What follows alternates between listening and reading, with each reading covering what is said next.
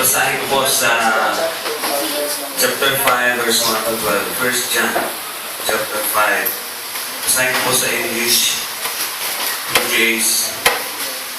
Whosoever believeth that Jesus is the Christ is born of God, and everyone that loveth him that begot, loveth him also that is begotten of him. By this we know that we love the children of God, when we love God and keep his commandments.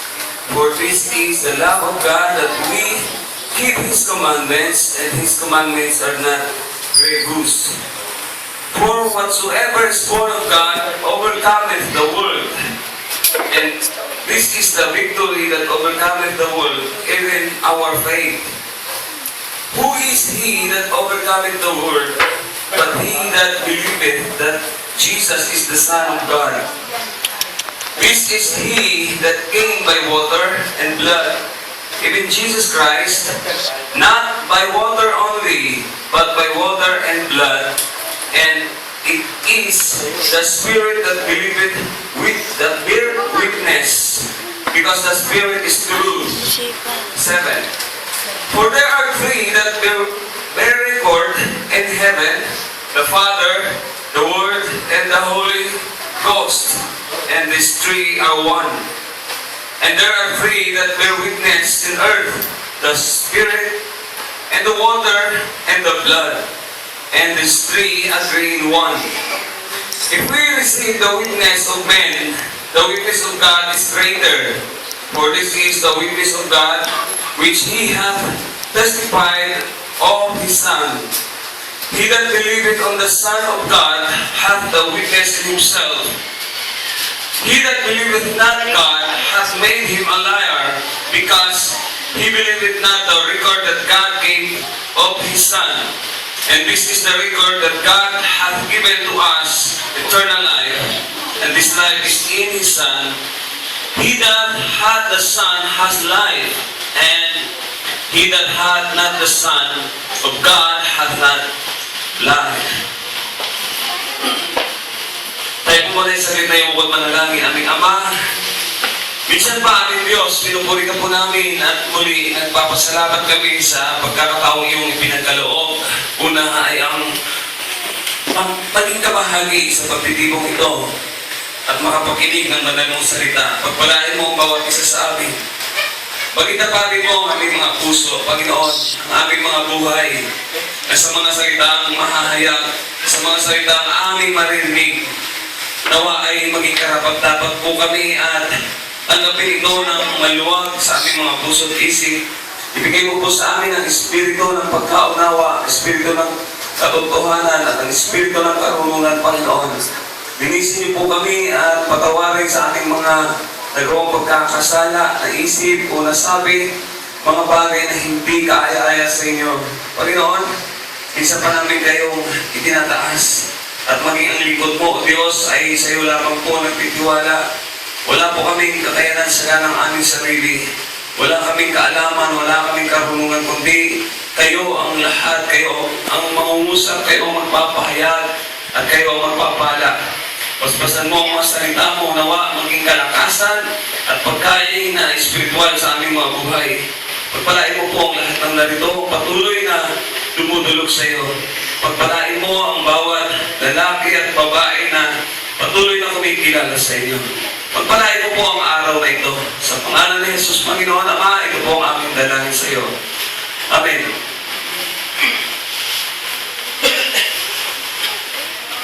Okay.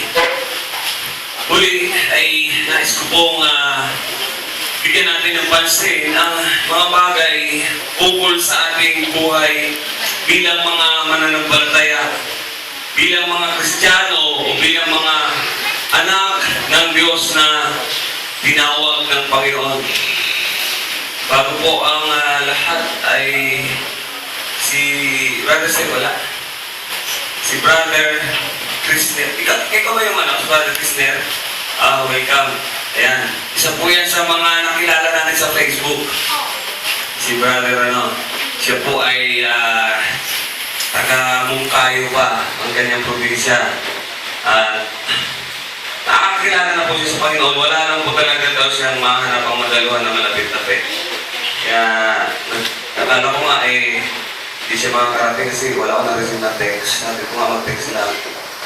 Pero anyway, nandito po siya. Kasama natin. Welcome po, Fred. Ayun, yung ating pong pakikibaka, yung katotohanan na tayo na bilang mga mananampalataya, tayo bilang mga Kristiyano, tayo bilang nakakilala sa Diyos, sa ayaw mo at sa gusto ay nasa pakikibaka po tayo. Nasa pakikibaka tayo. Hindi ka pwedeng mamili ng buhay na gusto mo. Hindi mo pwedeng piliin ang buhay, ang pamumuhay, ang sitwasyon na gusto mo. No? Hindi ito parang ice cream na kung anong gusto mong flavor ay masusunod mo. Hindi ito parang isang kulay na kung anong paborito mong kulay at yun ang gusto mong kulay, yun ang masusunod. Ang buhay bilang Kristiyano ay sa ayaw mo sa gusto, kailangan mong humarap. Kailangan mong makipagbaka. Kailangan mong sumuong. Kailangan mong lumaban. Kailangan mong paglampasan at kailangan mong pagtagumpayan. Pero may mga bagay na dapat tayong i-consider bilang mga mananampalataya. Ang unang tanong ay kung paano tayo magtatagumpay. Pero bago ko po makalimutan, ay ibigay ko muna sa inyo ang pamagat, an overcomer of the world. An overcomer of the world, tama ba yun? World. Ayan. Take note, world. Okay?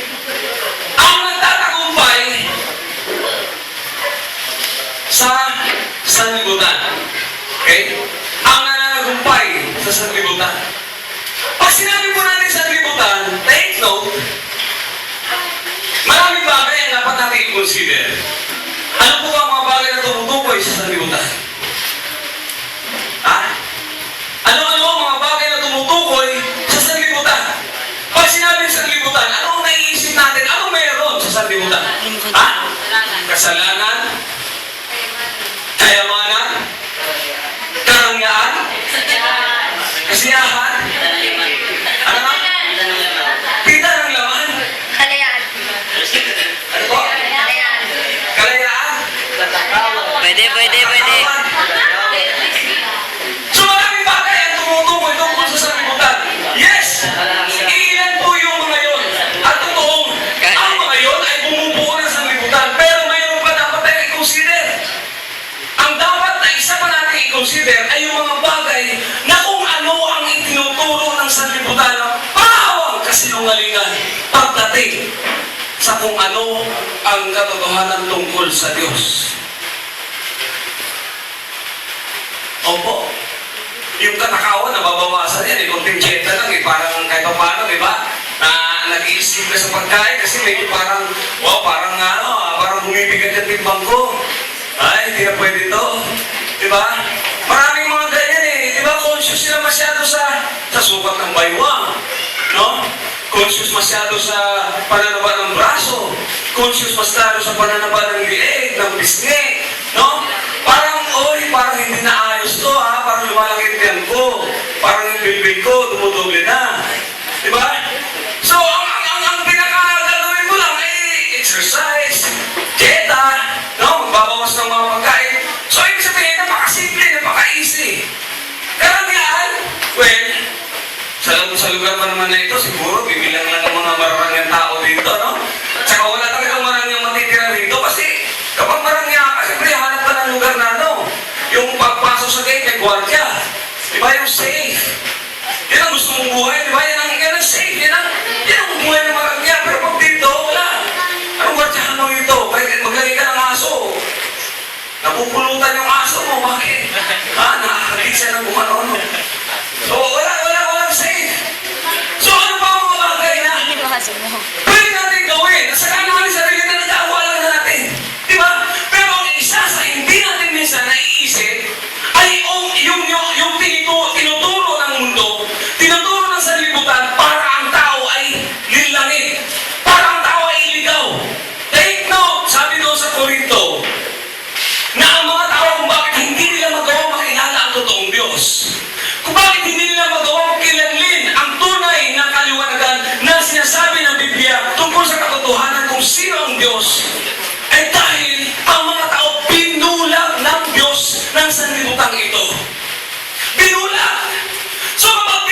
hindi ibig sabihin hindi nakakakita. Kasi ang tinutukoy ng pagkabulag ay yung ang kaisipan mo ay magsara. Maniwala sa kasinungalingan, ang kasinungalingang iyon ay katotohanan. Yun ang pagkabulag. Di ba yung tipong talagang kumbinsido ka na tama eh. Tama talaga to. Pero ang totoo nun, mali. Parang sinasabi mong, totoo talaga to. Pero ang totoo nun, hindi. Dahil doon sa pagkabulag na iyon, kaya kahit minsan nakita na nilang may mali, sige pa rin sila. Bakit? Kapag bumitaw sila doon, pakiramdam nila wala na silang mapanghahawakan pa. Pride, isa pa yun. Kaya naman ang sinabi po ngayong umaga na binasa natin. Verse 1 pa lamang, ang sabi po ito, whosoever believeth that Jesus is the Christ is born of God. An overcomer of the world. Ang nagtatagumpay laban sa mundo, una, alam niyo po kung sino? Yung ipinanganak ng Diyos. Ipinanganak ng Diyos. Sino yun sila? Bakit maraming nabibisig? Kasi wala silang tunay na pakikipagrelasyon sa Panginoon. Ang mga taong walang totoong ugnayan sa Diyos, yan po ang mga tunay na nalilinlang, madaling malinlang, madaling malungo, madaling mauto, madaling mapapaniwala. Madali silang makumbinsi. Bakit? Kasi wala silang dahilan para makapag-isip at walang dahilan para may magbigay sa kanila para pag-iisipan ang isang bagay na sinasabi sa kanila ng pawang kasinungalingan. Pero ang mga taong ipinanganak ng Diyos, ang mga taong dumanas ng kapanganakan, ay yung mga taong nagtataglay ng Espiritu ng Diyos, na kapag may nagsasabi sa iyo ng isang bagay na sinasabi ng ito ang tama, ito ang totoo, ito ang tumpak, eh bigla mo may isip na parang may kakaiba. Parang may hindi tama. Why?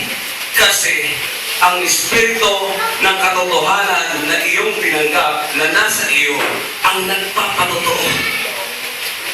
Ang Espiritu ng Diyos na ibinibigay at ipinagkakaloob doon sa mga ipinanganak ang nagtuturo sa iyo, nagsasabi sa iyo kung ano ang totoo at kung ano ang hindi. The reason why many people are being deceived because they don't have the Spirit of God and the Spirit from God.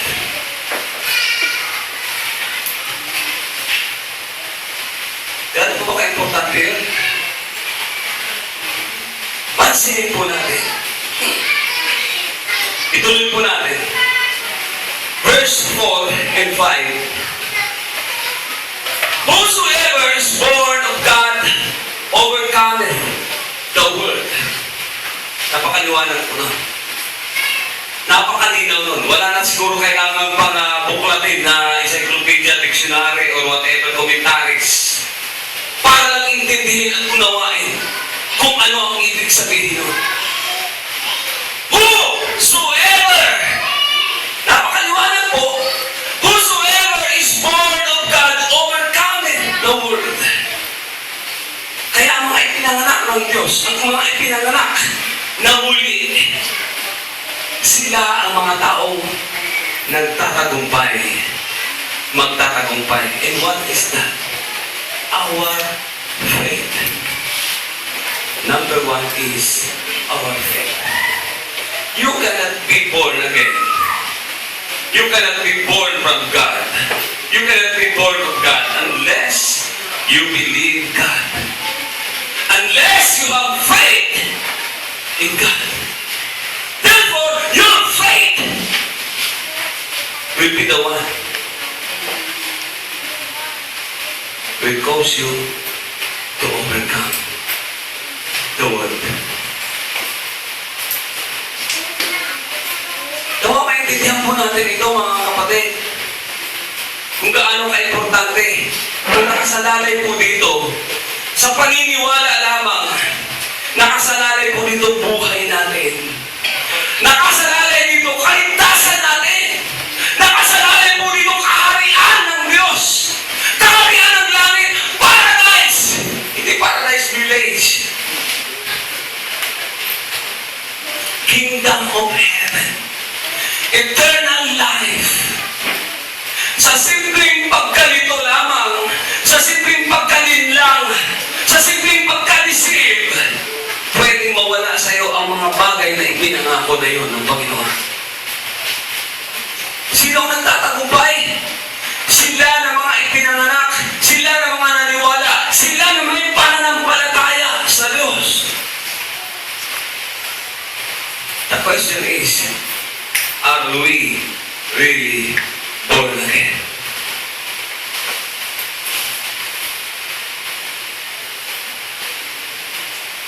Kailan ka na-born again? Paano ka na-born again? Hindi ko sinabing kailan ka na-born again. Kailan ka na-born again? Kailan ka ipinanganak sa Espiritu? Kailan ka ipinanganak ng Diyos? No? Pastor, nanganganak ang Diyos? Opo. Yung pinasa po natin kanina, tingnan niyo po ito. Verse 2. Tagalogin ko ha. Dito'y ating nakikilala na tayo'y nagsisiibig sa mga anak ng Diyos, pagkat tayo'y nagsisiibig sa Diyos at tinutupad natin ang kanyang mga utos. Sapagkat ito ang pag-ibig sa Diyos na ating tuparin ang kanyang mga utos at ang kanyang mga utos ay hindi mabigat. Okay? Balikan natin yung 1. Ang sino mang sumampalataya sa Jesus, siyang Kristo ay pinanganak ng Diyos at ang bawat umiibig sa nanganak ay umiibig din naman sa ipinanganak niyaon. Uy, ang sabi doon, ang umiibig daw sa nanganak. Okay? Ang umiibig sa nanganak, sino yung nanganak? Ha? Sino yung nanganak? No? Huwag po tayo masyadong literal, ha? Hindi ito literal na kapanganakan na ang Diyos nanganak. Nanganak, ibig sabihin, kasi ang mga taong tumanggap, mga taong kumilala, ay anak ng Diyos. Kaya naman ang Diyos nanganak sa Espiritu. Sa Espiritu. At yung mga tao na nagsisiibig doon sa nanganak ay umiibig din sa mga ipinanganak. Sino yun? Yung mga nanampalataya.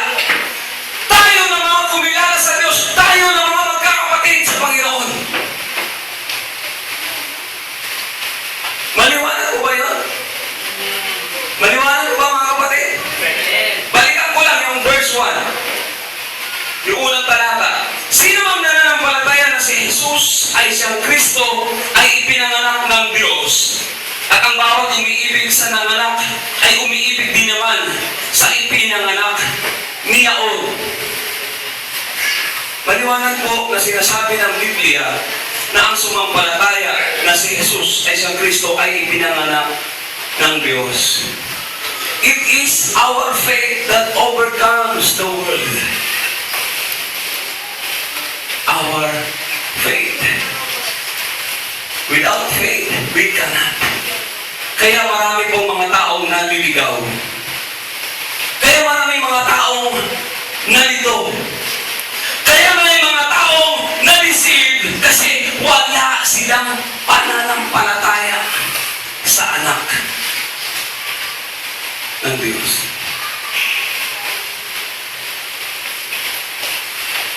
Totoo po yun. Kasi kapag may mali sa iyong pinaniniwalaan, isa lang na mali sa iyong pinaniniwalaan, sa iyong paniniwalaan, pwede nang maging dahilan para tayo ay maligaw. It is our faith that overcomes the world. Pastor, paano po ba natin mapapatunayan? Ano po ba ang posible nating patunay, katibayan na ang pananampalataya mo nga ay totoo? Na ang sinasampalatayanan mo totoo, na ang pinaniniwalaan mo totoo, kasi marami nagsasabi, kami ang totoo, sila daw ang totoo.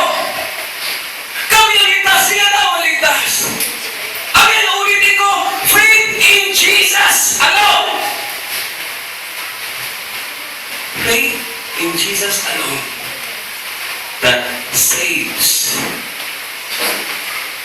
Kaya nga, ang sumasampalataya ay ipinanganak ng Diyos. Maliwanag yun. Kung sumampalataya ka sa Panginoong Hesus, sila ang mga ipinanganak ng Diyos. Therefore, ang mga ipinanganak, yun po yung mga na-born again, hindi nag-born again.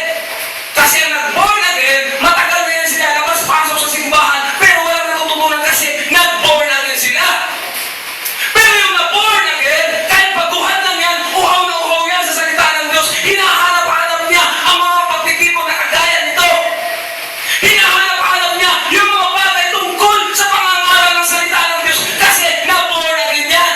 Pero yung mga nag-born again, ang hinahanap niyan ay yung mga mali ng mga kasama niya. Walang ibang tinitignan niya, kundi ang magpintas, mamuna. Yan ang mga nag-born again. Naintindihan mo ba natin? Ha? Magaling magbilang ang mga nag-born again. Ang galing niyan magbilang. Magaling yan. Walang lalalampas sa paningin niya. Oy, tignan mo yung isang yun. Tignan mo yung isang yun. Tignan mo sila. Wala silang tinitignan, kundi sila. Ang na-born again, walang tinitignan, kundi siya. Siya, we. Oh, ngayon, palakpakan natin ang Panginoon.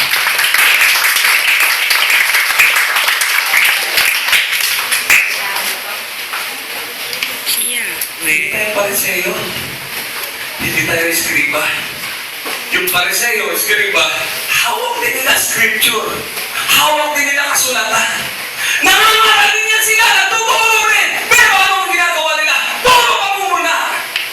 Gumagawa ng maganda ang Panginoon. Mabubuting bagay ang ginawa ng Panginoon. Himala, nagpapakain, nagpagaling.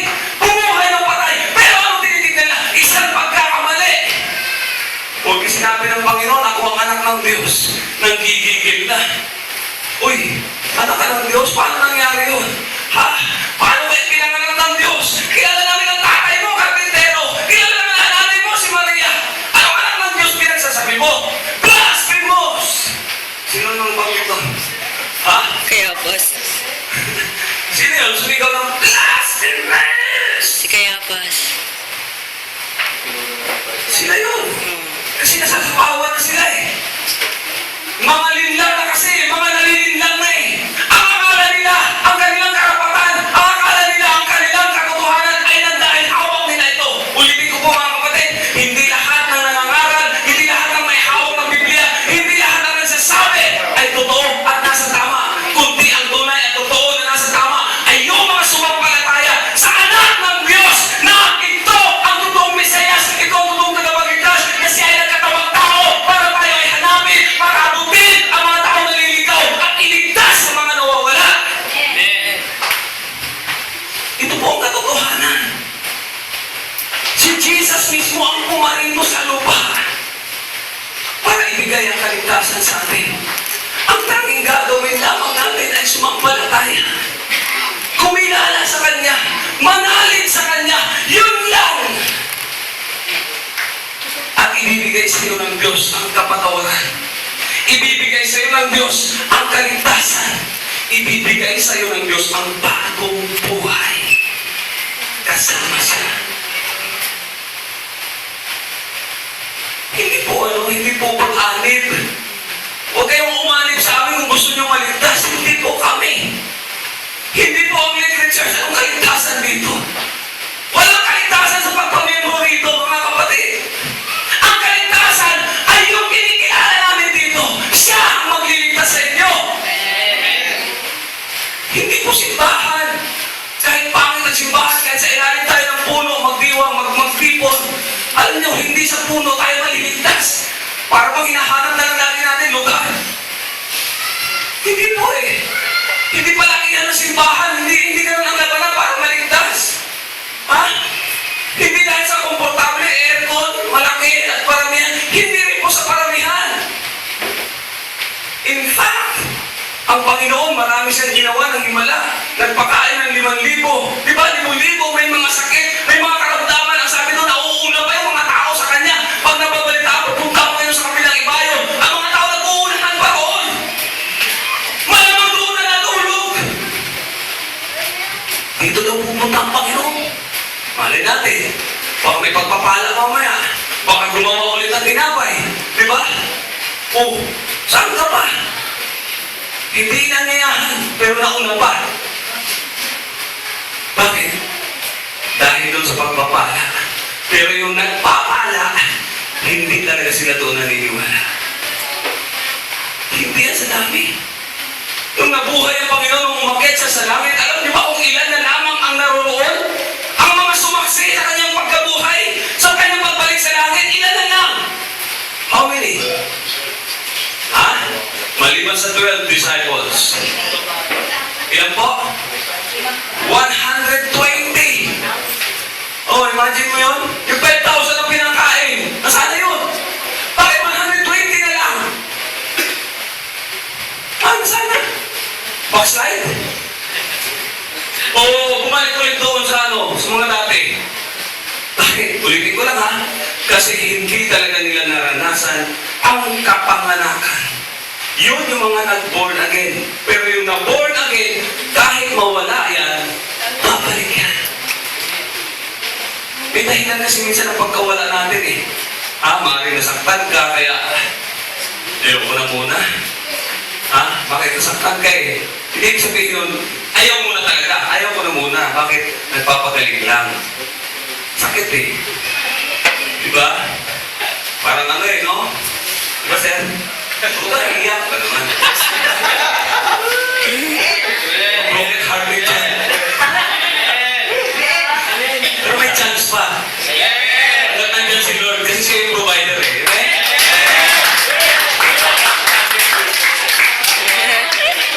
Yes! God is the one! Diba? God will restore every broken relationship. Kaya may mga misunderstanding. Misunderstanding na yun. Alisin mo yung misunderstanding na yan.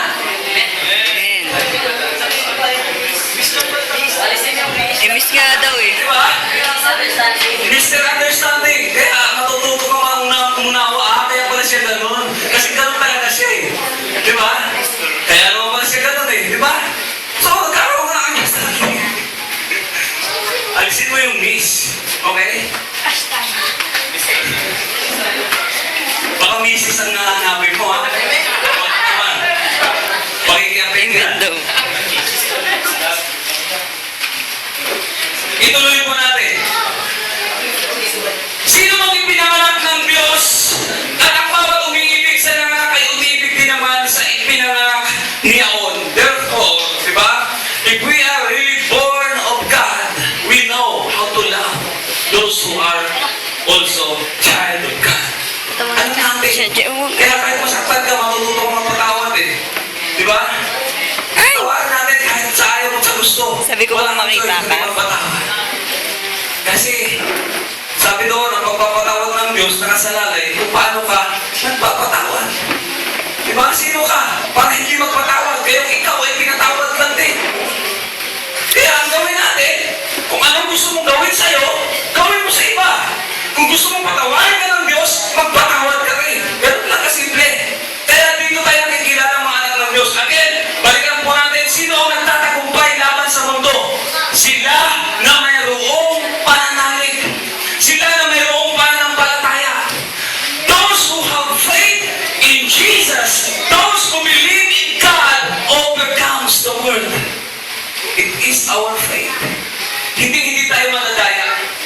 Hindi tayo malilintang. Hindi tayo malilito. Basta panghawakan natin at paniwalaan natin na si Jesucristo lamang ang daan tungo sa kaligtasan. At siya lang ang kaligtasan, wala nang iba. Amen? Amen? Kaya kapag kayo ay nasa sitwasyon na hirap na kayo sa buhay, talagang marami kayong problema, just call the name of Jesus. Pray for Him. Ask Him. Diba? At makikita mo yun. Kahit na sa mga panaginip, pinapangungod ka, tawagin mo si Jesus. Saglit lang yan. Nare-release ka agad. Ituloy ko po. Ito pa, isa. Sabi ko kanina, natanong ko kayo, paano natin mapapatunayan? Ano ang patunay? Ano ang pruweba? Ano ang ebidensya? Ano ang proof para masabi natin meron na tayong pagtatagumpay na meron na tayong pananampalataya? sa buhay natin ito. Ano ang pwede nating evidence? No? Ano ba ang pwede nating panghawakan? Paano ba tayo magiging sure? Ito po ang sinasabi po ng pangalawang talata na sasabihin ko, babanggitin ko. Ito po sa verse 7. Verse 7, napaka-importante po nito. For there are three that bear record in heaven, the Father, the Word, and the Holy Ghost. And these three are one. Alam niyo po, di ko maubos maisip. Sabi ko, bakit sa Tagalog? Kahit King James na Tagalog, bakit sabi ko, di ko makita yung word na yan sa verse 7. Ewan ko lang sa inyo kung mayroon yan. Ha? Bakit wala yung word na yan sa verse 7 na ito yung katotohanan? Ito yung napaka-importante. Ito yung dahilan kung bakit maraming tao ang naliligaw. Kung bakit maraming tao ang nanliligaw. Kasi nawala ang napakahalaga na ang sinasampalatayanan natin. Ang patotoo, ang record, ang sabi doon, ang record, ang talaan, ang nakatala sa kalangitan, kung anong meron sa langit, kung sino-sino ang naroon, ay nasa verse 7 ang katotohanan. Again, I'm using King James Version. Verse 7. Ulitin ko po ha. Pansinin niyo po ito. For there are three that bear record in heaven, the Father, the Word, and the Holy Spirit. The Word, who is the Word? John 1:1. In the beginning was the Word, and the Word was with God, and the Word was God. Yung tatlo na nabanggit, ang Ama, ang Salita, at ang Espiritu Santo, yan ang nakikita doon sa langit. Ang lungkot, ano? Tignan mo yung verse 7 ng Tagalog.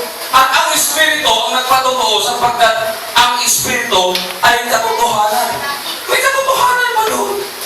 Totoo ang Espiritu ay katotohanan, pero yung katotohanan na ang Ama, ang Salita, at ang Espiritu Santo, bakit nawala sa Tagalog?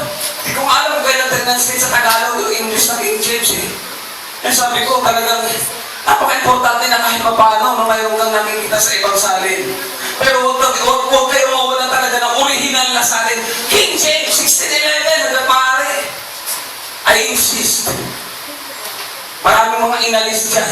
No? Number 1 pong gumagawa niyan, Catholic. Sorry sa mga Catholic na nandito. Pinangangalandakan nila ang Biblia daw ang naglabas Catholic. Hindi po. Sila ang nag-revise. Sila. Ang daming lumabas na mga salin, kung ano-ano salin, NIV, mga tourist English version, ha? Mga galing po yun sa Catholic, mga publishers. May mga publishers sila ang mga gumawa na maraming salamangka para alisin, para tanggalin ang katotohanan tungkol sa ating pinaniniwalaan. Now, you know, to overcome the world means, again, you must have these three record. Ano yung record? Record means evidence! Diba yung mga politikong tao, paano sila nakakasuhan? Paano nagiging matibay ang kaso? Kapag may mga record, may mga pinirmahan, may mga nilagdaan, ha?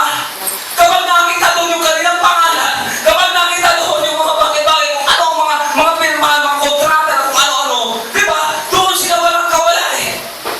Wala silang kawala doon. Kaya hanggang maaari, pipirma sila pero gagamit sila ng ibang pangalan para kung magkabukingan man, magkapulgaran man, hindi sila basta-basta nasasabi. Tama po ba? So ganun po ang nangyayari dito. Tinatanggal ng mga taong linilid na linlang, yung mga taong lito, yung mga taong nadaya, mga taong nadisin, kasi hindi talaga nila maunawaan ano ba ibig sabihin nito. Ha? Di ba pwede si Jesus lang ang paniwalaan natin? Tanggalin na natin itong tatlong to ang pagulo. Enough na si Jesus. Ulitin ko, kapag may isa sa pinaniniwalaan na magkamali tayo, mali na po lahat yan. Sabi nila, faith in Jesus is enough. Diba? stay on your faith with Jesus. But again, if your faith in Jesus, if there is something wrong, if there is something that you are being confused, that is not faith enough. That is confusing faith. No. Ngayon, kung nakita natin ito, record. Again, this is one of our weapon. To overcome the world, you must not only have your faith, but you must also have the record. Pag tinanong ka, patunayan mo nga sa amin na ang Diyos tatlo, ang persona at iisa lang. Diba? Maghahanap ka ngayon, sabi na, walang Trinity sa Bible. Totoo, walang Trinity sa Bible. Sabi nga nung isang nabasa kong sabi niya, kahit sa Tagalog Bible walang tatlong persona. Sabi niya, pero may tatlong nag-exist. Yung Ama, maliwanag yan. May word na Ama sa Bible, nag-exist ang Ama. Yung Anak, lalong maliwanag yan. Diba? Nag-exist yung Anak. Yung Espiritu Santo, maliwanag din. Kaya ang ginawa ng iba, yung mga faith, may faith sila kay Jesus, pero confusing faith, ang sabi nila, hindi, ganito yan eh. Sabi nila, ganito yan. Noong lumang people, si Jesus, siya yung Ama. O confusing faith. Okay? Sa bagong people, si Jesus, siya yung si Jesus.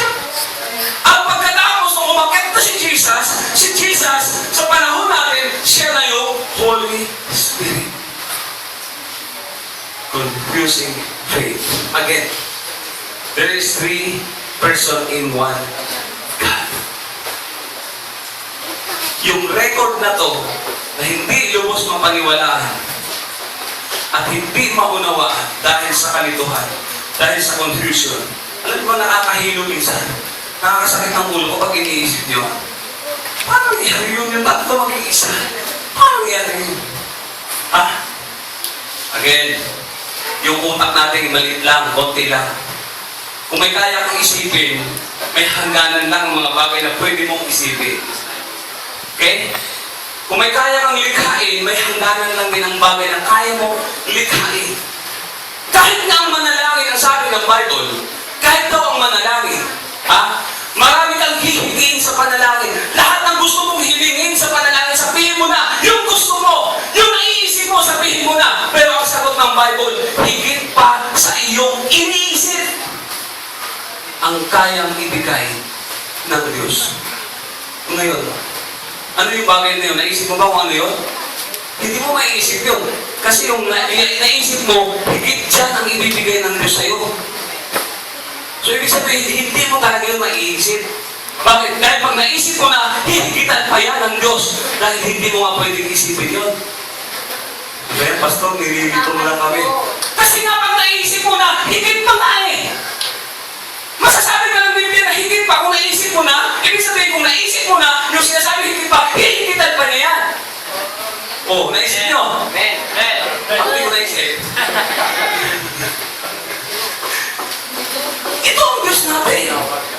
Ito ang Diyos natin. Kung naisip mo ang Diyos, ang Diyos pala, siya yung Ama, siya yung Anak, siya rin yung Espiritu. Naisip mo, di ba? Pero higit pa nga dyan. So ano yung higit dyan? Yung tatlo na isa. Naisip mo yan, Pastor? Opo. Pero kahit anong isipin ko, pwede ba mangyari? Tatlo maging isa? Di ba hindi? Pero kung naniwala ka sa Diyos, pwede. Hello? Sapagkat ang Espiritu daw ang nagpapatotoo. Ang Espiritu. Ibig sabihin, ang Espiritu na nasa iyo, yan ang magbibigay sa iyo ng panatagan. To believe, to trust, to have faith. Purihin ang Panginoon. Kaya okay mo confuse. Kapag may nanglilito sa inyo, no, para ipangalandakan, hayaan nyo lang po sila magsalita.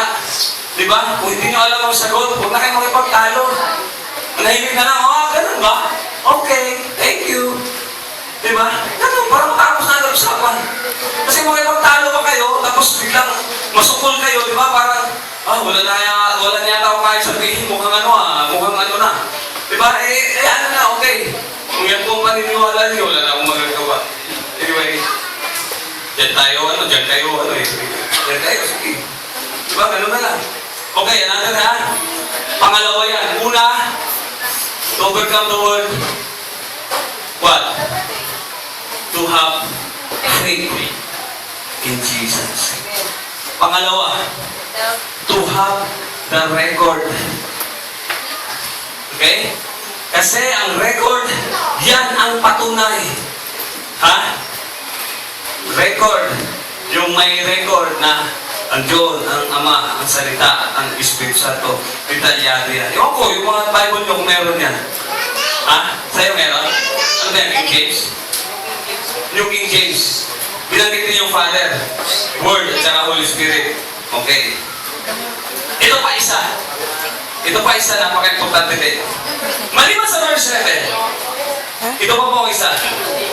Verse 8. And there are three that bear witness in earth. Okay? Kanina, yung record sa langit.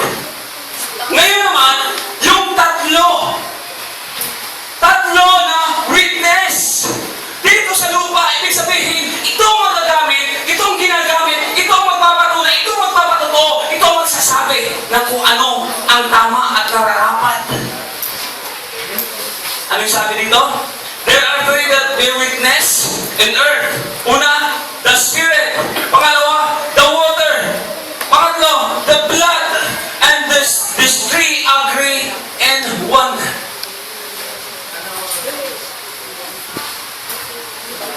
These three agree in one. Ano ibig sabihin yan, Pastor? The Spirit, the water, and the blood. First, Spirit.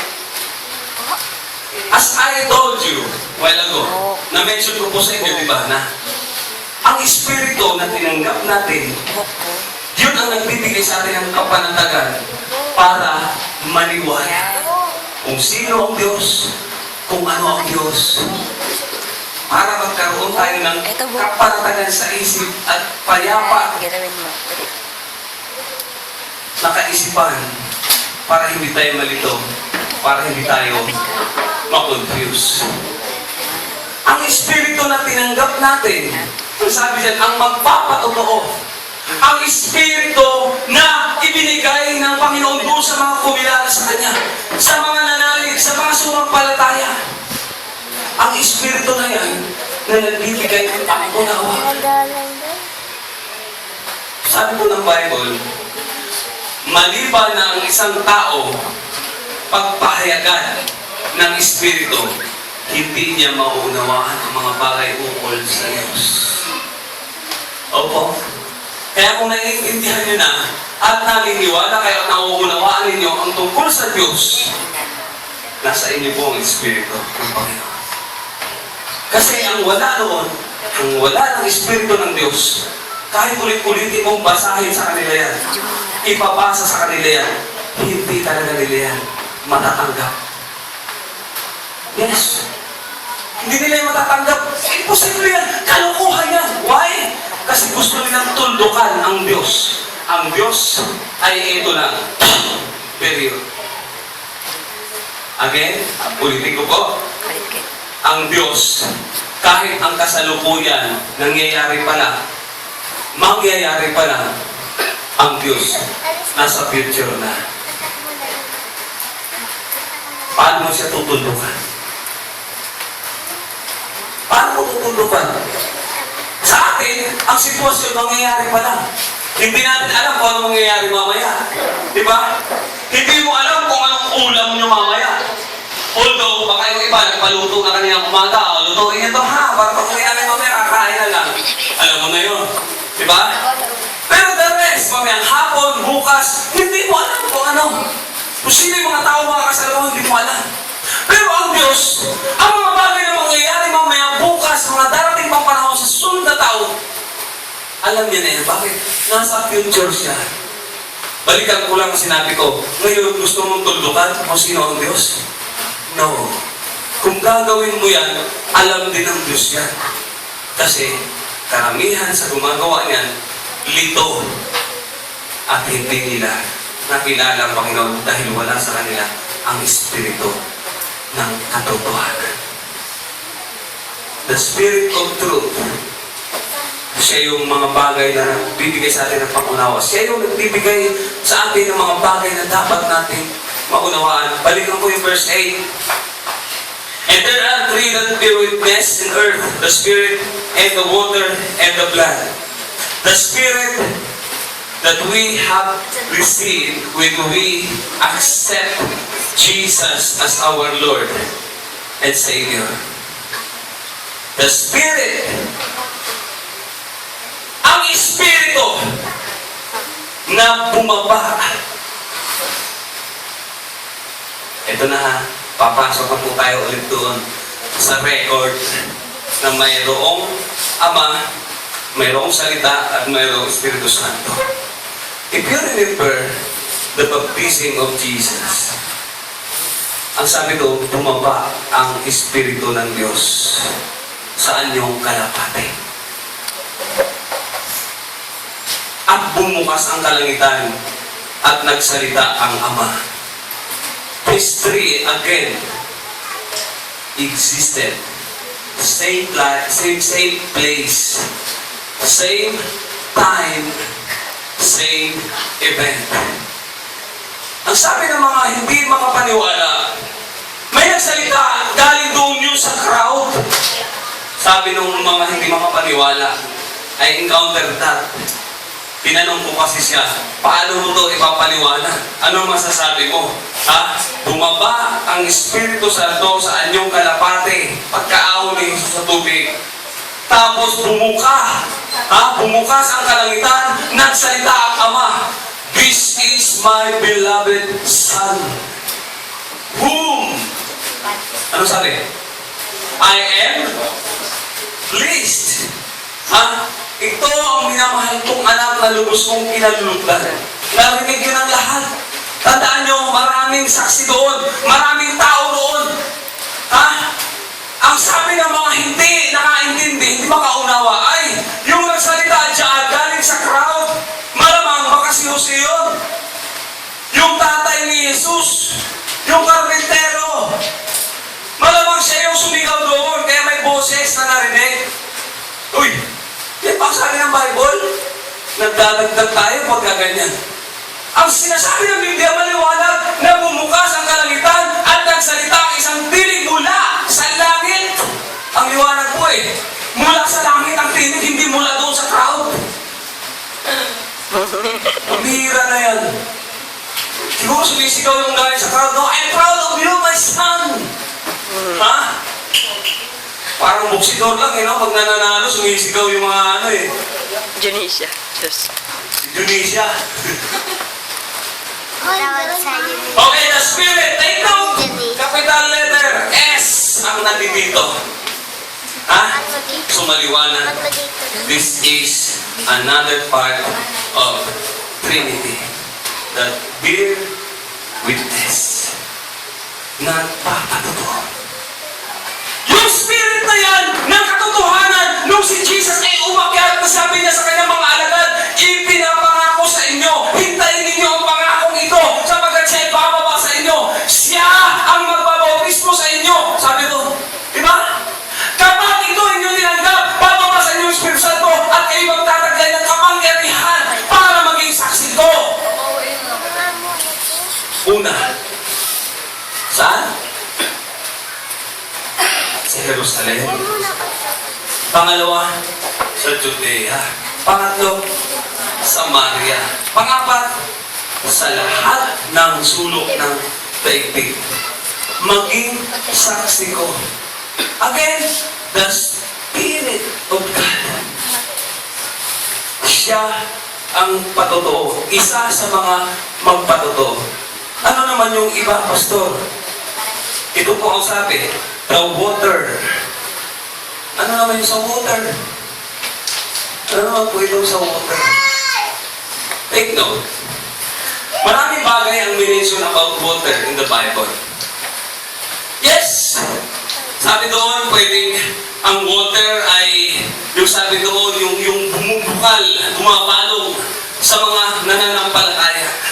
Di ba, na kapag tinanggap mo ang Panginoon, siya yung tubig na nagbibigay ng ano? Di ba? Nagbubukal. At ang sabi doon, ang sinong iinom sa tubig na ito ay hindi na mauuhaw. Ha? Ang sino man daw uminom sa tubig na ito ay hindi na mauuhaw. What is that? Ano ibig sabihin nun? Ano ang tubig na yun? Kung naalala ninyo yung babaeng Samaritana doon sa aklat ng John, di ba? Si Jesus ay pumunta doon at sabi doon, humihingi ng tubig sa babae. Sabi ng babae, bakit sa akin po kayo humihingi? Di ba kayo ay Hudyo? Ha? At alam niyo po bang hindi pwede makisalamuha ang Hudyo sa mga kadaya namin Samaritana?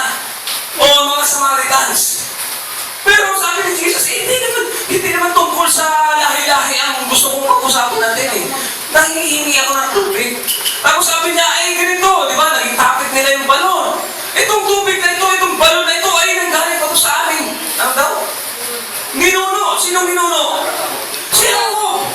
Therefore, sino si Jacob? So, may connection sila? Wala. Meron. Meron. Hindi naiintindihan ng babae yun. Hindi niya nalalaman na itong naniriyan sa kanyang harapan, ito yung mga nanggaling pa doon sa lahi ni Jacob, di ba? Tumulay sa lahi ni Jacob. Itong Mesiyas na ito na nasa harapan ng babae na humihingi sa kanya ng tubig. Ano ba yun? Nananadya ba ang Panginoon? Ano bang klase yan? Ano bang kwento yung pastor? Ha? The point is this. Gusto ng Panginoon ang usapin na lumabas ang katotohanan na Jesus is all we need. Jesus is our satisfaction. Pansin niyo ba? When you have Jesus in your life, ano po ba yung kauhawan na sinasabi? Kapag sinabing uhaw ka, di ba? Something that you long for. Yung bagay na hinahanap mo parang naiibsan minsan yung nasa mo, naiibsan kapag dumating ang isang bagay na hinahanap mo yung gusto mo. Yan yung sinasabi sa salitang uhaw. Halimbawa, di ba, parang nabimis mong kumain, gusto ko kumain ng sinigang. Yung sinigang sa gabi, di ba, kasi talagang ayoko ng sinigang na may mais, na may saging. Gusto ko yung may gabi, no? Parang yung bagay, yung longing mo, yung pananabik mo sa isang bagay, di ba, nauuhaw ka doon. Kaya, natutugunan ang kauhawan mo, di ba, nagtutugma siya kapag nangyari na ang gusto mo. So, parang nasasatisfy ka. Pero, that is just for the meantime. Kahit ang pagkauhaw sa tubig, nauuhaw ka. Di ba, gusto mo malamig. Pag nandiyan na yung tubig, yung malamig na gusto mo, yung talagang malamig at maraming yelo. Naiibsan ang kauhaw mo, but that is just for the meantime. Iba pa rin ang sinasabi ng Panginoon na kapag ang sino man lumapit sa akin, kapag ang sino man uminom ng tubig na aking ibibigay, hindi na siya mauuhaw. You get the point? You get the point? Yes. Si Jesus lang po. When you have Jesus in your life, kahit mahirap ang buhay mo, you are happy. Opo. Diba? Ang hirap talaga ng buhay kung iisipin eh. Ba't ganito ang buhay? No? Mayroon ka ngayon, pag ginastos mo mamaya, ubos na. Wala na naman natira. Paano na bukas? Problemado tayo sa budget. Pero alam niyo kung mayroon ng Diyos, may Jesus ka, in everything give thanks. Kahit sa kawalan, Lord, thank you. Ulo mo tuyo? Thank you, Lord. Kamatis? Toyo? Na may kasamang mantika? Naranasan ko po yan, mga kapatid. Opo. Yung unang salta namin sa Maynila, hindi pa kami pwedeng tumuloy doon sa tinutuluyan ng tatay ko. Doon muna kami sa tiyahin ko. Eh, marami rin po silang anak doon. Mga anak-anak. Yung tatay, karpintero lang. Mabisyo pa. Kunti lang ang kinikita. Nagbibisyo pa. Laging nagiinom. Nangungutang ng iinumin. So, wala na sasahurin. Kaya naman yung mga anak niya, alam mo, halos araw-araw na ginawa ng Diyos. Saksi po ako doon kasi pati ako talaga, wala akong choice, kundi kung ano yung kinakain lang, kainin ko. Nakitira lang ko eh. Nakitira lang kami ng mga kapatid ko ron eh. Araw-araw tuyo at mantika, binubukod sa kanin. Binira. Adobo nga.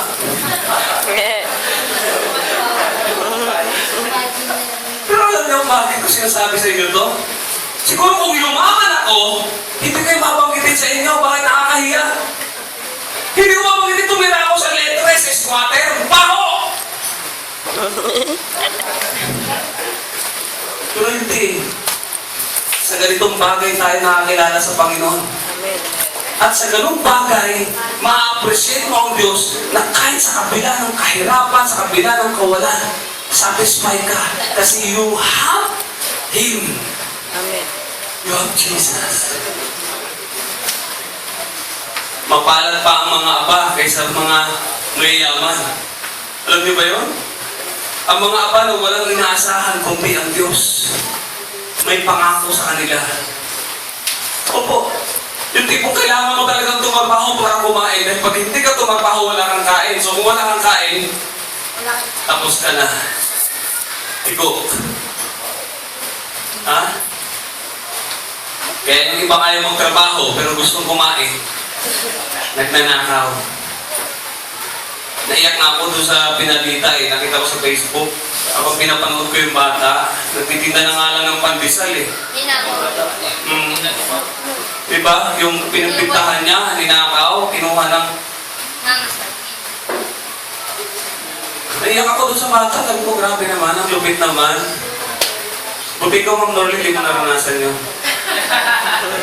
Ayan po, si Ma'am Norlin, nag-aaral, naglalako ng pandesal sa umaga. Ilang taon ni Ma'am? 4 years. 4 years!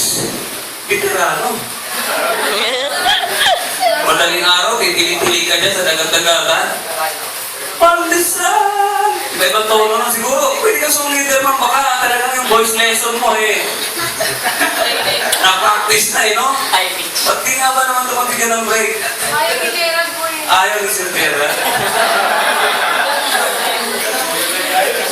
So, 2 years pa lang na voice lesson to eh. Kaya isang nota lang, pandesal.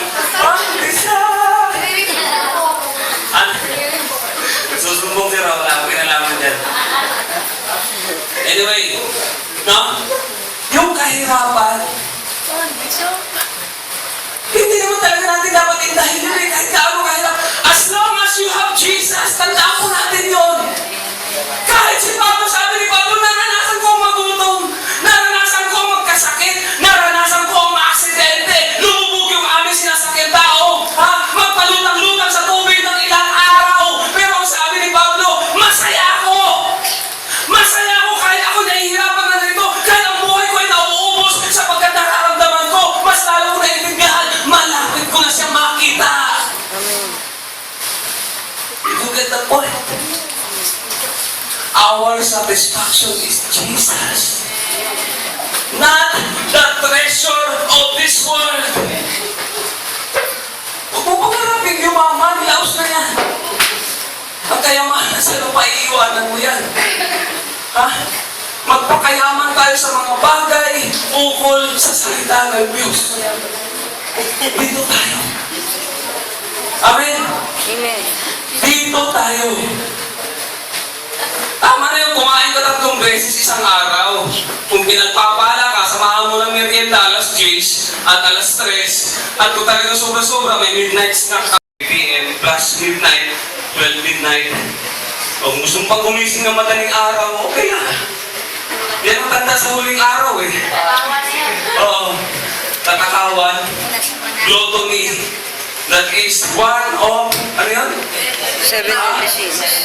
Yung kasalanan nakamamatay. Grabe. Oo. Di ba? Pinapangungulit ka na. Kasi ano ba meron sa katakawan? Ano meron sa katakawan? Pagka makasarili, wala ka inintindi mo yung sarili mo. Masakis pa eh. Maya-maya ka kumakain, maya-maya ka sumubusog. Ingat-ingat eh. Di ba? Eh marami na i-stroke eh. Ingat po. Okay lang kung puro gulay at prutas ang kinakain mo. Pero kung puro junk foods, puro mga kung ano-ano mga unhealthy na pagkain, di bali na huwag na kumain. Di bali na maghirap ka na lang kapatid, at least di ba isang beses ka lang kakain sa isang araw? Di ka naman mamamatay nun eh. Oo, magtitiis ka nga lang ng puto. Pero pag nasanay ka naman doon, di ba? Eh, puro gulay ang kinakain mo, maglala ka ng okra. Magbubuhay ka ng matagal sa gano'n. Hindi naman yung mga matatanda sa probinsya, oh. Hindi mahilig kumain ng mga kung ano-ano. Wala silang kinakaguti, puro gulay pa eh. Maabot ng 80, 90, nangungunyat pa nga. Yung lola ko, 90 anos na, nangungunyat pa eh. Opo. 98 years old yata nung bawian ng buhay ng lola ko. Pero malakas pa yun, ha? Nung pumunta-punta dito sa amin, kumakanta pa yun. Nagkikwento pa. Pero meron. Opo, ganun sabihin ko yung lola ko. Kasi lagi sa probinsya. Di ba kasi yung mga dito sa syudad, di ba? Walang ginawa kundi instant. Di ba? Noodles. Masarap yan, noodles. Saglit lang yan, ilang minuto lang yan. Masarap yan, cup noodles. Ano lang yan, lagyan mo lang ng init tubig yan. Puro instant. Kain sa McDonald's, pasok sa Jollibee. Lahat ng kinakain ng alam mo. Di ba healthy? No! Instant ka rin. Bukas wala na. Balitaan. Ano nangyari? Atake na stroke o ano eh. Di ba? Oo. Taas daw ng dugo eh. Di ba? At least kung wala ka kahit paano, nagtitipid ka eh. Dapat ay tinitingin ka lang kung napapadaan ka sa Jollibee. Sarap na lang, di ba? Yun ang sabi ko eh. Sarap Jollibee, di ba? At home lang dito. Mali ko. Pag may pera ka, di ba? Nasasabit ka madalas dyan eh. At di ka pupunta ng mag-isa kapag may pera ka, lagi ka may date. No? Oo, kung may date ka palagi, lagi ka nag-late. Hindi ka late absent. Lagi ng tao din. Parang nakaka-relate kayo ah. Panibago yan. Tuloy ko po!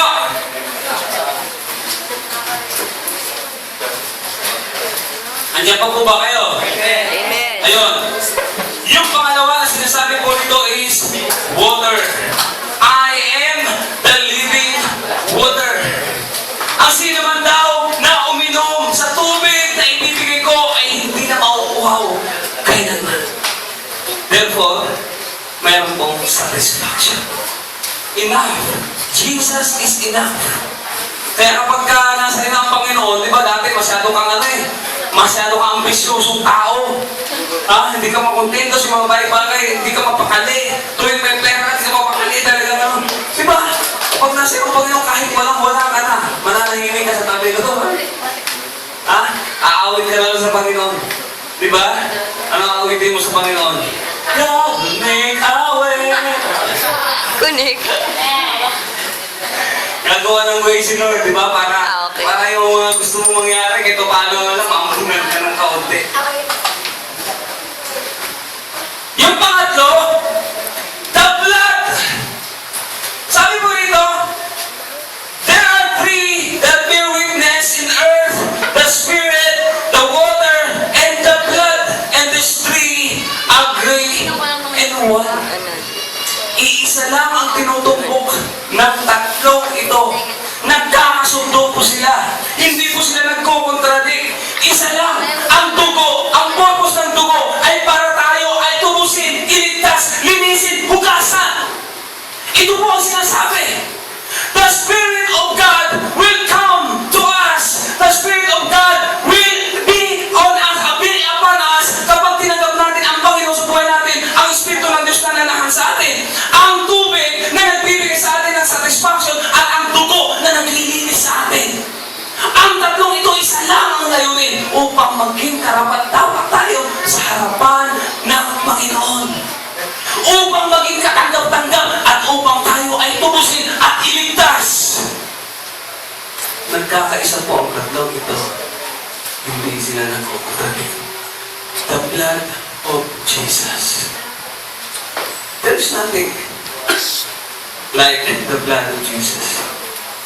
Kung naalala niyo po sa lumang tipan, nung sabi ng Panginoon ilabas ang kanyang mga alagad, ang kanyang mga anak sa Egypto, di ba pinadala si Moises? Si Moises sinugo ng Diyos, ilabas ang mga Israelita, ang bayan ng Diyos. Pabalik-balik si Moises. Sabi niya sa Parao, "Let my people go!" Ano yung pastor? Tama? Hindi ko. Sabi niya, "Let my people go!" Sabi ni Pedro, "No!" Sabi niya, "Kung ayaw mo talaga, darating sa inyo ang salot. Kalokohan yan!" Sabi ni Parao, "Kalokohan yan, kaya naniniwala. O sige, bahala ka sa buhay mo." Ilang beses si Moses umalis na mag-isa. Iko, lulugo-lugo. Tapos dumating yung salot. Yung unang salot, pangalawang salot, tatlong salot. Di ba ilang salot yun? Po. 10 salot. Ha? Hindi sinabi na rin yung Sino tatlo. teacher mo? Teacher talaga yun. Sino tatay mo? Hindi, nauna na daw yung tatlo. Kaya ito na. 10 salot. Ano yung mga salot na yun? Yung palaka, yung mga balang, yung... Ano ba yun? Mga niknik. Nik-nik-nik. Ha? Yung tubig naging dugo. Namatay ang mga kauban. Diyos. Pero yung kahuli-hulihan, doon sa salot na yun, ay yung kamatayan, di ba? Kamatayan ng mga panganay. Sino mga panganay dito? Kapag hindi kayo nirelease ng mga magulang ninyo at nirelease ng mga taong kung sino yung nagpupumikil sa inyo para kayo ay patayain, yari kayo. Sino panganay ko dito? Ayan ako panganay. Alam niya, sabi ni Moses, kapag hindi nyo pinalaya ang bayan ng Diyos, ang mga panganay, take note, walang excuse kasi kahit ang mga panganay sa bayan ng Diyos, kahit ang mga panganay sa Israelita, kasali. Anong purpose? Anong purpose doon? Para lang i-release ang mga tao, palayain sila. Pero dahil may isang pero na ayaw pumayag, nadamay ang marami. Nadamay. Kaya ang nangyari, anong ginawa nila? May isang dahilan para hindi mamatay ang sinumang panganay. Ang sabi doon, yung dugo. Dugo ng ano? Dugo ng kordero. Sa lumang tipan to wala pa to sa panahon ni Jesus. Pero doon pa lang, nilalarawan na kung ano ang gagawin ni Jesus pagdating niya. Kaya nga sa New Testament, kung nakita natin si Jesus, pinako sa krus. Pinako sa kamay, di ba? Lumabas yung dugo, pinako sa paa, lumabas yung dugo, kinurunahan, lumabas ang dugo, tinusok sa tagiliran, lumabas ang dugo. Anong ibig sabihin nun? Ang dugo na ito ni Jesus ang nagbigay sa atin ng dahilan para tayo ay iligtas.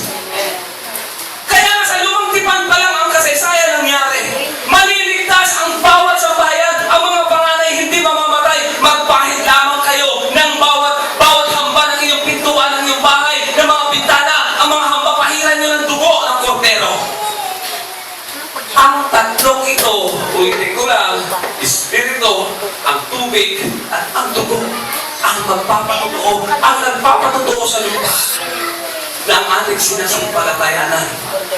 Si Jesus ay tunay na Diyos at tagapagligtas. Ang dugo na naging dahilan. Ano sabi doon? Yung mga naging handa, yung mga nakarinig, yung mga sumunod, yung mga naniwala, yung mga nagtiwala, ginawa po nila. Nagpahid sila ng dugo sa pinto ng kanilang bahay. Pati mga bintana. Kaya nung dumating yung salot, yung spirit of death, dumaan noon sa buong Ehipto. Isang gabi lang. Maya-maya, lahat ng madaanan na walang dugo ang kanilang tahanan, patay ang mga panganay. Anong narinig pagkatapos mo yun? Iyakan. Iyakan na hindi magkamayaw. Iyakan na parang ayaw mong marinig sa buong magdamag Bakit? Kasi panganay, nawala ng buhay. Dahil hindi sila naging handa, naging aware. Ano naman ang kinalaman nito, Pastor? Sa ating kaligtasan, malaki, kapatid, malaki. Dapat nakakatiyak tayo. Tayo ba ay may dugo ng Panginoon? Hindi sapat ang sabi natin, nanalangin ako tinanggap ko ang Panginoon. Pero ang tanong, nasa iyo ba? Tinanggap mo ba? Napahiran ka ba ng kanyang dugo? Tayo ba ay may dugo ng Panginoon upang hindi tayo madamay sa kanyang puot, sa kanyang salot, doon sa mga bagay para puksain ang mga hindi kumikilala sa kanya? This is the testimony that we have. The blood of Jesus. Alam niyo po kapag nag-pray tayo, si Satanas ayaw na ayaw niya makarinig ng salitang blood of Jesus. Alam niyo ba bakit? Kapag nag-pray tayo, di ba minsan hinihingi natin, Panginoon, cover us with your blood. Ha? With your precious blood. Lukuban mo kami, Panginoon, ang iyong banal na dugo. Alam niyo kung bakit natin yung ginagawa sa prayer? Panginoon, magbabiyahe kami. Lukuban mo kami ng banal mong dugo. The blood of Jesus will cover us against the works of the devil. Oh, yung spirit of death. Sa tingin niyo, ha? Nung nag-swipe ang spirit of death, lumampas lang doon sa may mga bahay na may dugo. Ibig sabihin, walang kapahamakan sa mga taong nagtataglay, sa mga taong pinapahira ng dugo ng Panginoon. Walang panganib sa kanila ng mga tinubos ng Diyos. What does it mean? We need to receive Jesus as our Lord and Savior for us to be saved, or else ang sabi dito, ang spirit of death na ito nakaabang sa lahat ng tao ngayon sa kasalukuyan. Ang spirit of death na ito ay gumagala sa lahat, sa buong mundo. Hindi nyo napapanood sa TV? Marami ang pinapatay, pinaparin sa ulo, pinupugutan. That is the spirit of death. We are now in the last days. Yung mga mabayong maputla, ano yung ibig sabihin nun? Ha? Yung mga mabayong maputla, ano yung ibig sabihin nun? Yung mga mabayong mapula, ano yung ibig sabihin nun? Yung mga mabayong nakaitim, anong ibig sabihin nun? Lahat po yan, naglaganap na, naglipana na. Ang spirit of death, ang spirit of famine, ang kahirapan, ang kagutuman, ang gera, ang dyan na, hayagan na. Ngayon ang tanong, kapag nag-swipe ang spirit of death throughout the world, are you ready? Are you prepared? Masisave kaya tayo? Sa tingin niyo po, kung hindi pa natin tinanggap ang tunay na tagapagligtas, at kung hindi pa natin tinanggap ang kapatawaran ng Panginoon, ang kanyang pagtubos, mga kapatid, gawin po natin yan sa ating mga panalangin. Let us always pray to receive Christ as our Lord and Savior. Let us always pray to cover us, to let God cover us with His precious blood. Alam nyo, anytime yung spirit of death, nakakalat lang yan.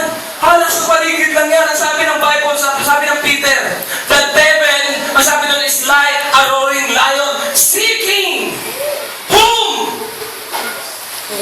Ha? Umaaniligid lang ang diablo.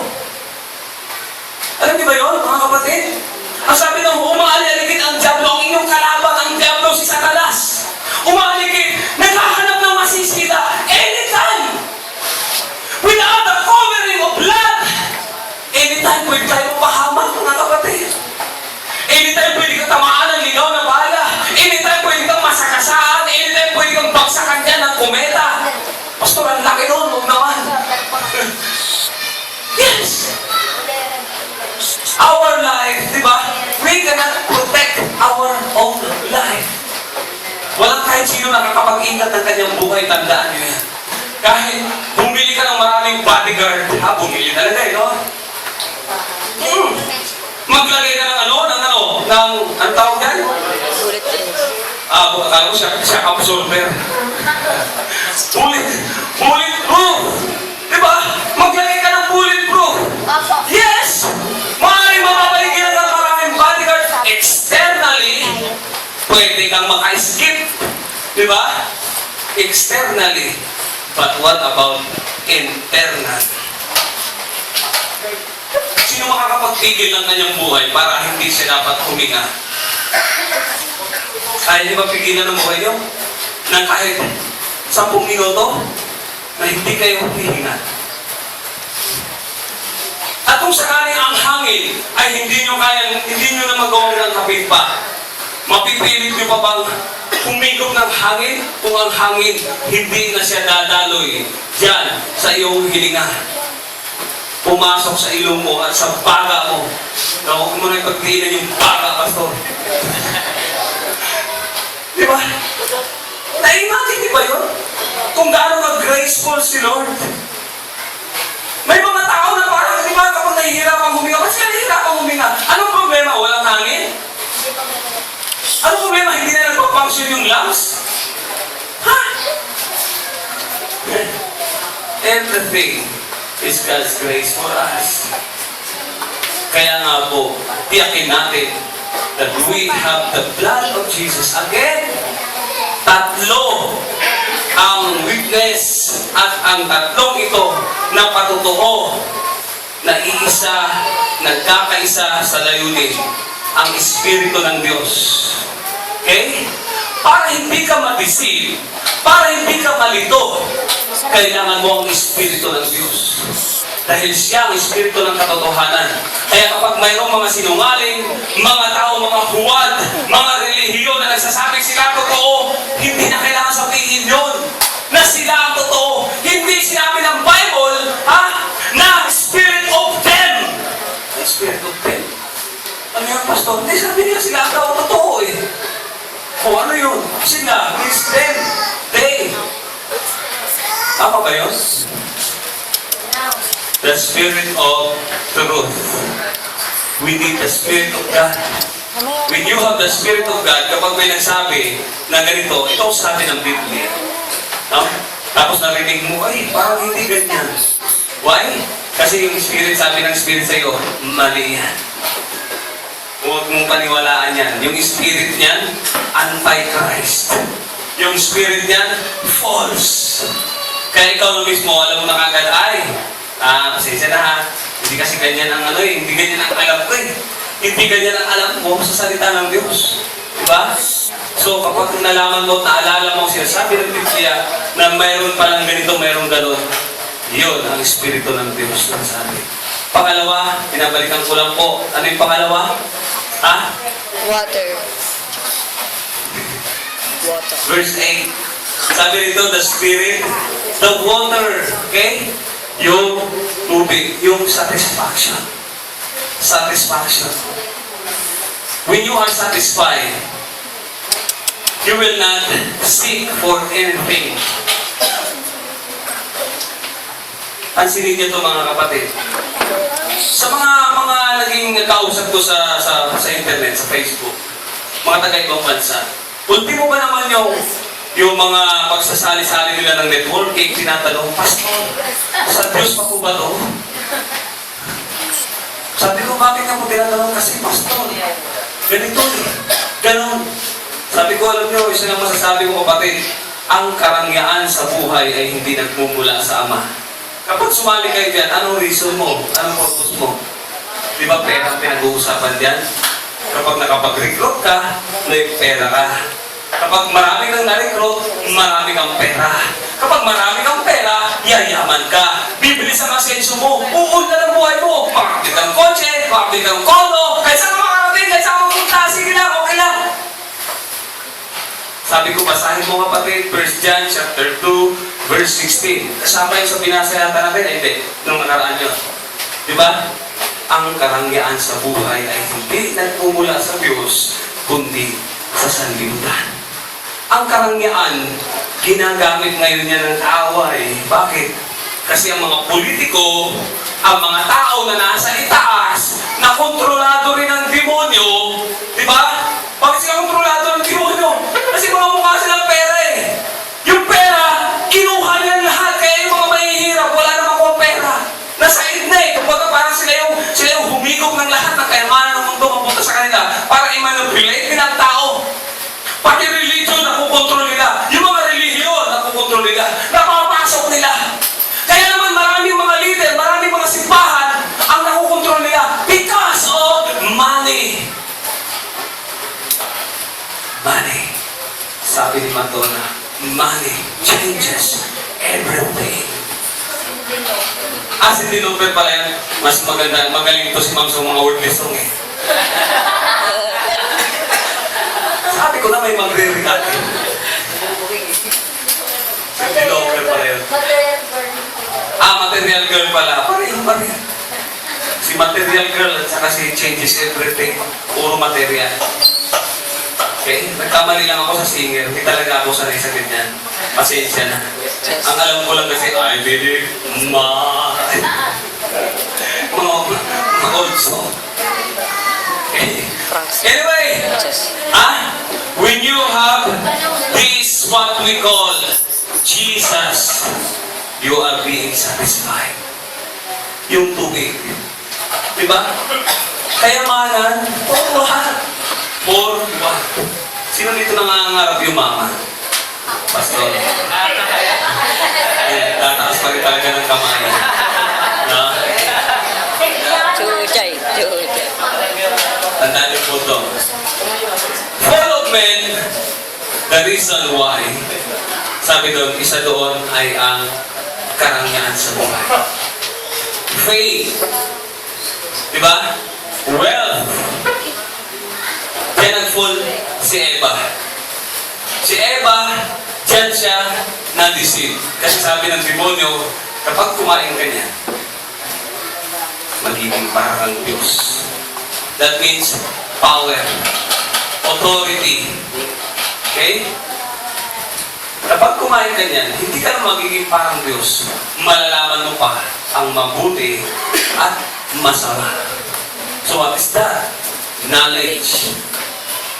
Knowledge is power. Sabi ni Ernie Pago. Kapag walang knowledge, walang power. Sabi niya. Pero alam niyo ba ang totoong power? When you have Jesus, when you have the blood of Jesus, you have the power! Amen! Amen! Kahit ang diablo, hindi niya kayo kayang kantiin. Alam niyo ba yun? Sa tingin natin ang dugo, di ba parang mandumi? Marumi sa tingin natin. Pero ang dugo ni Jesus, when you ask for the blood of Jesus, alam niyo ba? Kapag na-imagine yung dugo mapula, pero hindi. Ang paningin ng diablo sa dugo ng Panginoong Jesus, it shines! Hindi sila makapenetrate dyan, tumingin. Kaya nga hanggat maaari, nabubulag sila eh.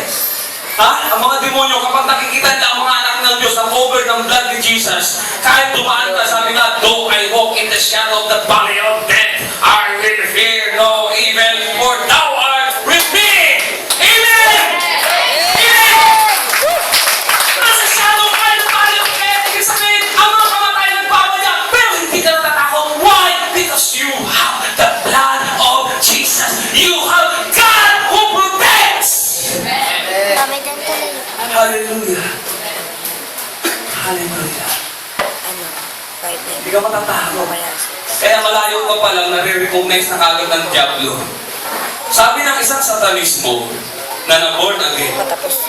ang isa sa target nila sa simbahan, yung spirit nila lumalabas. Anong tawag doon? Nagka-trance? Trance ba yun? Oo.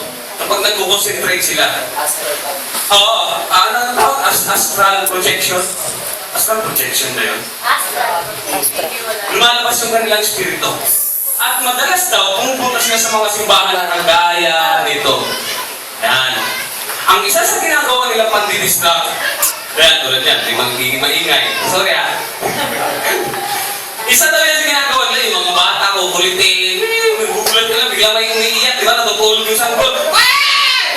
Sa kalagitnaan ng may nagsisermon, bigla may nagngangawa. Tapos, habang may nagsisermon, yung pilik mata mo naman nilalapitin nila. Chill! Parang mga sirkero, nagbabagay sa pilik mata mo papunta sa kapila. Chill! Diba? Kaya yung mata mo habang nakadil ka.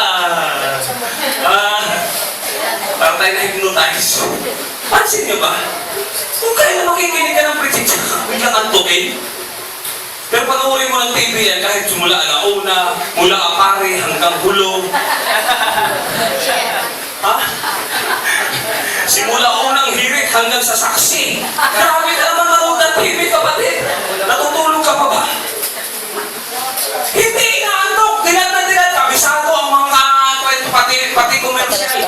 Memorize na yung mga kanta ng komersyal. Daba-dabang. Diyos. Pambihira kayo. Pero pagdating sa pangangaral ng salita ng Diyos, inaantok. Kasi trabaho nila, sabi ng matotoo, hindi ito gawang kwento. Satanismo na na-convert, na ma-born again. Satanismo. Sabi niya, pag pumupunta kami sa simbahan, kilala namin kung sino ang mga nagsasabing Kristiyano sila. At yung nagsasabing, hindi. Na Kristiyano pero hindi Kristiyano. At yung nagsasabing Kristiyano na totoong Kristiyano, at yung hindi nagsasabing Kristiyano siya pero mayroon silang kakaiba. Kasi may mga tao hindi naman nagsasabing Kristiyano siya pero Kristiyano talaga kasi may faith. Diba? Kilala nila, sabi na kilala namin. Alam namin kung sino yung madaling i-distract. Kilala namin yung mga tao, yung liwanag nila aandam-andam. At yung mga taong talagang maningning, hindi kami nakakalapit dyan. Imagine, hindi kami nakakalapit doon sa mga ganun kasi yung liwanag nila masyadong nakakasilaw. Pero yung mga aandam-andam, yun yung nalalapitan, sabi niya, yun yung nalalapitan namin, yun yung madalas namin na paramdaman ng pagkaanto. Ayan. Minsan yung tenga daw, ganun-ganun parang sarap sa pakiramdam, parang di ba? Nahihilo-hilo ka na, nag-grogi ka na. Minsan naman, biglang may papasok na lang kung ano sa isipan mo. Habang nakikinig ka na katungang ganyan, isip mo na sa labas, lumilipad kung ano-ano mga inimagine mo na, ay, mamaya siguro sa Jollibee, open ako ng Big Mac. Jollibee, Big Mac?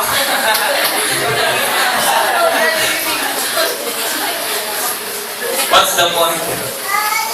Covering of the blood of Jesus. Napaka-importante ng kapatid.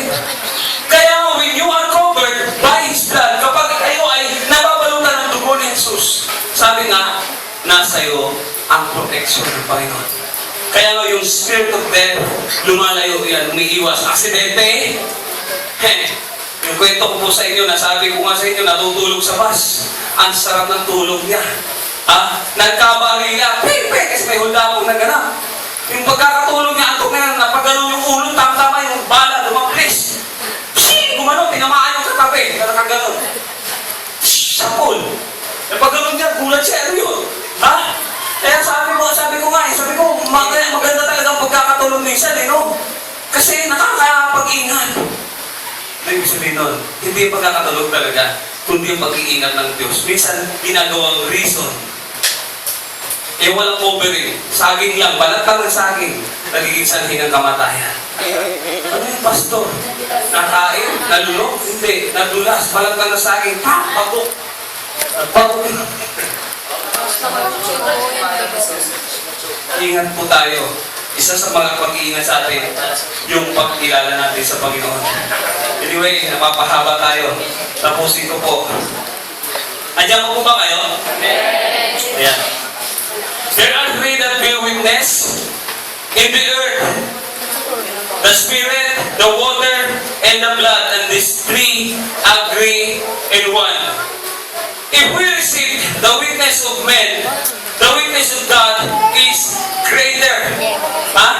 Kung tinanggap daw natin, pininiwalaan natin ang mga patutuo ng mga tao, mas mabisa at mas mainam, mas dakila, mas higit ang patutuo ng Diyos. Bakit?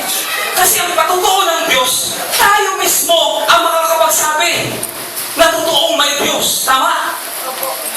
Kapag nasa atin ang Espiritu ng Diyos, nararamdaman natin, nauunawaan natin, nare-realize natin, mga bagay na na-encounter natin at nakakapagdato natin. Doon natin papatunayan, totoo na may Diyos. Kaya ang patutuo ng Diyos, ang sabi doon, kaysa sa sinasabi ng tao, mas higit. Halimbawa, nagsasabi yung iba, uy, alam mo ba, ang Diyos ay Espiritu. Di ba, sinasabi niyo, pero naranasan mo nga, ang Diyos ay Espiritu. Bakit nasa iyo? Hindi na kailangan sabihin, uy, alam mo ba ang Diyos mabuti? Ay, alam mo na rin to. Bakit? Alam mo eh, na-experience mo eh. Nagiging mo ba yung sinasabi? Amen. Experience is the best teacher, sabi nga eh. So ang karanasan mo sa Diyos, ang tunay na makapagtuturo at makapagsasabi, maging patotoo mo na totoo kay Diyos. Unless a man be born again, he can enter the kingdom of heaven. So kailangan talaga natin ma-experience ang Panginoon. Kailangan natin ma-born again. Hindi mag-born again. Yung mga nagbo-born again, sabi ng Bible, in the last days, marami ang tatalikod sa pananampalataya. Kasi nag-born again sila. Pero yung mga na-born again, sila yung mananatili na kahit pugutan ang ulo yan, hindi yan matatakot. Naka-smile pa yan. Kahit binibitay na. Nagsiselfie-selfie pa. Ha? Hinahang na. Saan ka nakakita ng gano'n? Pinakita ko, nakuha ko picture, oh. Naka-smile ng gano'n, oh. Bakit? Tuwa siya. Sabi niya, to live is Christ and to die is gain. Akala niyo mapapatay niyo ako ngayon? Eh, ilang minuto lang, mamaya lang, mamimit ko na yung hari ko. Mamimit ko ng Panginoon ko, ayo, yari kayo, re-respect kami. Nangyari kay Reres. Sa araw ng paghukom, di ba? Sa Battle of Armageddon, sa Rapture, sabi doon, re-respect ang Panginoon, bababa, sabi doon, at lahat ng mga luminlang, ang Diablo na tumaya sa pusang libutan, iyari sila, pupusain sila ng Panginoon. Yun ang respect. Okay? Kaya huwag matakot. Ang kamatayan, hindi ang kinakatakutan. Sabi doon, ang kamatayan ay pintuan nga tungo sa buhay na walang hanggan. Para lang tayo pumasok sa kabilang yugto ng buhay. Kaya kung kunin man tayo ni Lord mamaya, matakot. No? As long as you are saved, you will inherit the kingdom. Mapalad ang mga taong walang inasahan, mga abal, walang inasahan kundi ang Diyos. Sapagkat makikita nila, sabi doon, ang pangako ng Diyos, ang kaharian ng langit, ang buhay na walang hanggan, ay para sa kanila. May nagtanong sa amin, bakit ako mayaman? Sinasabi ng Bible, nahihirapan makapasok sa langit. Sabi ko, kasi ang mayaman, hirap talaga yung silang pumasok kasi hindi na magawang iwan yung kayamanan nila. Tsaka imagine mo ba, sabi ng Bible, mabilis pa ang kamilyo pumasok sa butas ng karayo kaysa sa mayaman. Kasi paano papasok ang mayaman, maliban sa siguro, ang laki na ng katawan niya dahil sa gana sa pagkain, di ba? Hindi makakapasok. So, bukod pa doon, baka marami siyang bitbit. Baka yung kotse niya, isama niya pa, ipasok. Hindi pwede. Yung bahay niya, yung, di ba, yung bungalow, whatever, yung kanyang kondo, hindi na pwede. No? Or else, mawiwili siya doon, hindi niya iiwanan yun. Dito na ako mamamatay. Dito ako namulat. Dito ako mamamatay. Hindi gano'n. Ganun pa man, ulitin ko po yung ating pong paksa ngayong umaga. An overcomer of the world. Sino yun? Yung may pananampalataya sa Panginoon. Yung may taglay ng record ng kalangitan. Anong record sa kalangitan? Sinasabi na mayroong Diyos Ama, mayroong Diyos Anak, at may Diyos Espiritu Santo. At ang mga testigo dito sa lupa, ano yun? Ang Holy Spirit, ang salita, ang tubig at ang dugo, di ba? Yan ang mga patotoo. Kaya nagtatagumpay at magtatagumpay tayo, hawakan natin, paghawakan natin, taglayin natin ang mga bagay na ito. At humayo tayo ng mapayapa at may katagumpayan. Palakpakan natin ang Panginoon. Tayo mo manalangin, salamat po aming Ama, pinumuhay ka namin, O Diyos, sa iyong mga salita. Salamat! Panginoon, patawarin niyo po kami minsan pa. Linisin mo kami at hugasan, Panginoon, ng banal mong dugo. Pagpalain mo ang bawat isa sa akin, Panginoon. Panginoon, Ama, patuloy mong panahanan ang iyong mga anak. Patuloy mo pong panahanan ang puso at isip ng bawat isa na kumikilala sa inyo. At patuloy mo, Panginoon, ang lukuban, balutin ang banal mong dugo upang ang espiritu ng kadiliman, ang kaaway, Panginoon, makapangwasak. Ang diablo na hindi makapanahan sa aming mga buhay. Panginoon, tanging ikaw lang at sa iyo lamang namin ipinagkakatiwala ang aming mga buhay. Naniniwala kami sa inyo, Panginoong Jesus. Sumasampalataya kami sa inyo, Ama. Sa iyong anak na si Jesus at sa iyong Espiritu na siyang Espiritu ng katotohanan. Pinupuri namin kayo. Dinadakila, sinasamba. Ito ang aming dalangin sa pangalan ni Jesus. Sa pangalan ni Jesus! Lahat ng sabi na Amen and Amen. Hallelujah.